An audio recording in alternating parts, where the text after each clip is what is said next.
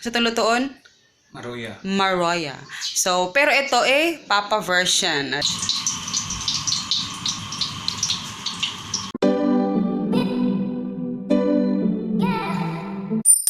Ayan, hello guys! Good afternoon. So today is syempre snack time na naman. Kainan na naman. At ang aking pamilya ay mahilig kumain. So ito ay na-share ko naman ito sa medyo matagal-tagal na rin noon sa aking YouTube channel. And then na-share ko rin dito sa aking Facebook page, no? So hindi ka pa nakapalo sa aking Facebook page, please do follow our Family Budget Christine. And ito ay ano lang naman. Pangalan ba? Sa tulutuon?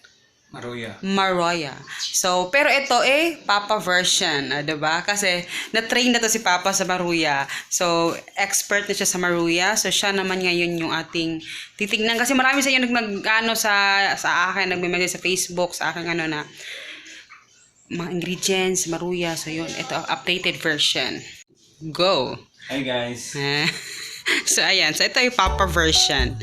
So, alam niyo naman, matalak yung kanyang asawa. So, intindihin niyo na ako pa rin yung magsasalita. Pero si Papa, magsasalita pa din siya. So, ayan. Ito yung typical na Maruya. Ayan, Maruya. So, hustler na si Papa mag-slice ng Maruya, guys, no? So, ito yung ginawa niya na Maruya. Ayan.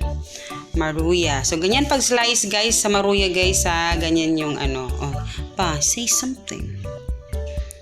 Isa mo yung ka-istorya call. So, nahihiya na si Papa kasi matagal na siyang hindi na sa vlog. So, yung ginagawa niya kailangan muna nating i-slice. And then, kailangan, mas maganda ito guys kung overripe. Huwag yung hilaw guys kasi hindi siya masarap pag hilaw pa yung saging. Though may yellow na ganito pero matigas siya, hindi pwede yun guys kasi pangit siyang iluto. So, kailangan ito overripe or yung siyang hinog na talaga siya, no? Ito, baka matetano na tayo nito. So, ayan, ipaano muna natin kay Papa. Kanya ang trono ngayon.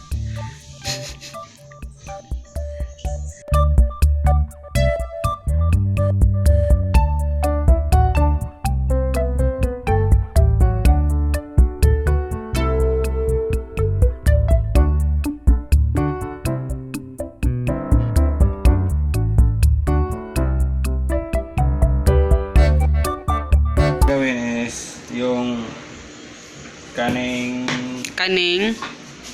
salhan natin ating hugasan at saka initan ng oil.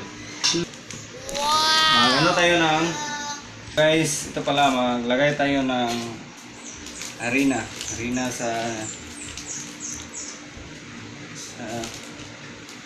dalawa, tatlo.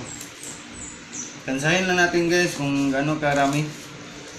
Ito sakto na siguro to at saka kalumit.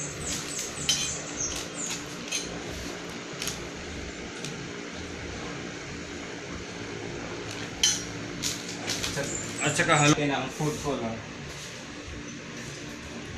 Kunti lang. Food color na ano to guys, ni orange.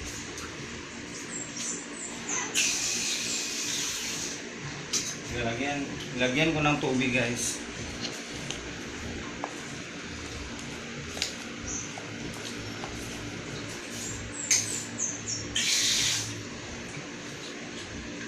So, may yung timailhan na nakol. Yung ano guys, yung hindi na siya basta siya, hindi siya malapot. Huwag yung ilapot yung basta lang. Kailangan malapot siya na hindi masyadong malabsaw ba, parang hindi masyadong lasiyaw sa Bisaya pa. Ayan. Third is magpainit na tayo ng kawali guys. Ito na lang yung gawin natin. Barbecue stick.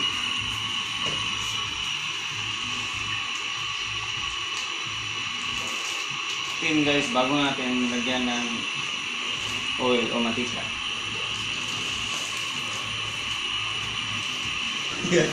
So, ito yung itsura niya guys, yung in-slice ni Papa. So, 'di ba? Bongga. So, meron tayong siyam na saging. Ito ay tawag sa amin maruya or pinaypay. Kasi diba, para siyang pamaypay. So, ganyan siya, kaya pinaypay. So, ito namang, ano nito guys, tansya-tansya lang ito guys. Kailangan lang talaga yung mixture mo is, saktong-sakto lang talaga siya na mako-coat at hindi maaano yung mixture, no? Kailangan meron tayong food color kasi nga, ang boring ng buhay kung walang kakulay-kulay, 'di ba? So, pwede ito pang negosyo nyo guys. Ayan.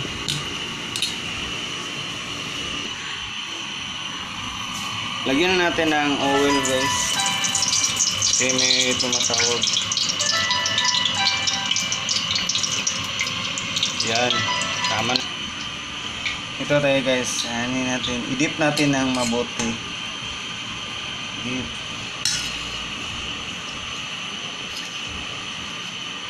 Dip natin ng mabuti guys. Para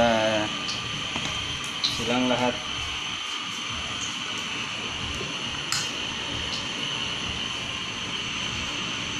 Ayan guys, maraming oil.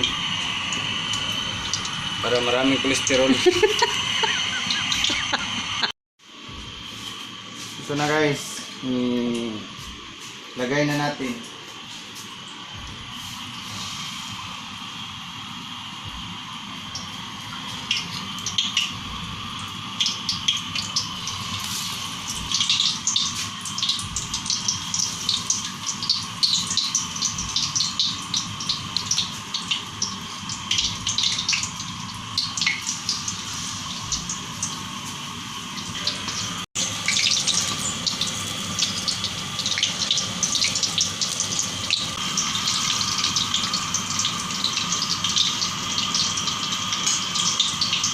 Dalaan kuan kay magtulo-tulo.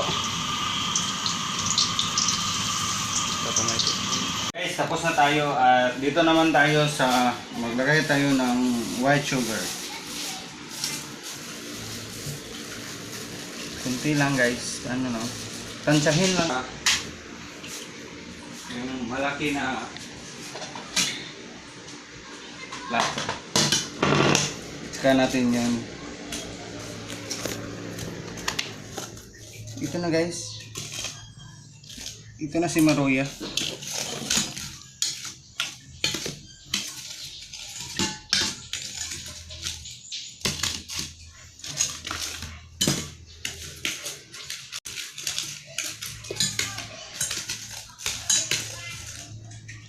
Dip mo lang guys ng mabuti para maraming sugar for the diabetes.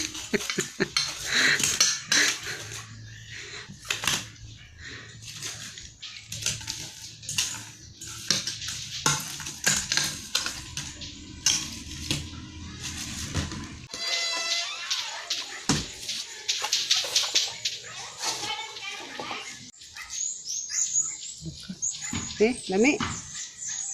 Lami. Sobrang sarap na. Lap. Taro.